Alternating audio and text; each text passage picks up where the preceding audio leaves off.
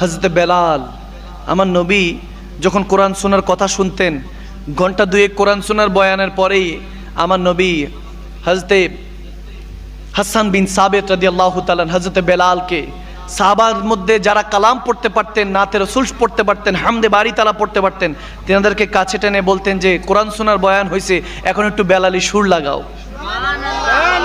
সুবহানাল্লাহ বলবেন না? কারণ সুরের মধ্যে প্রেমটা রেখেছেন কে? আওয়াজ দেন না কে?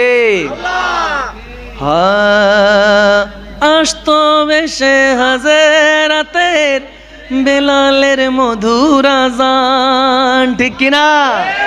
সেই আযানে ছিল এমন প্রেম মুগ্ধ রহমান, দয়াল নবীর পিছে নামাজ পড়লে কেমন হতো বলো না, দয়াল নবীর পিছে নামাজ পড়লে কেমন হতো।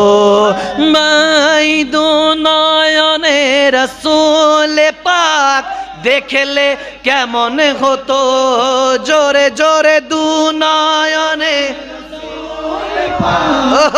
দেখলে কেমন হতো। ও জন্ম আমার নবীর যুগে, ও বলো না, জন্ম আমার নবীর যুগে,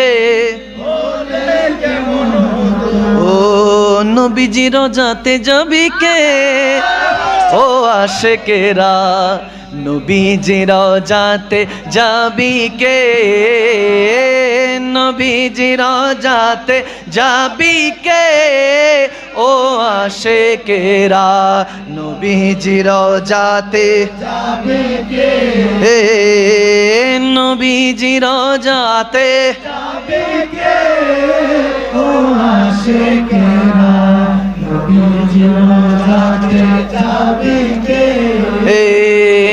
যেথায় শুয়ে আছেন নবী সদাই কাঁদেন ইয়া উম্মতি, যেথায় শুয়ে আছেন নবী, যেথায় শুয়ে আছেন নবী সদাই কাঁদেন ইয়া উম্মতি, সেই নবীজির কাছে যাবি কে, ও আশিকেরা নবীজির যাতে যাবি কে, নবীজির যাতে যাবি কে, ও আশিকেরা নবীজির যাতে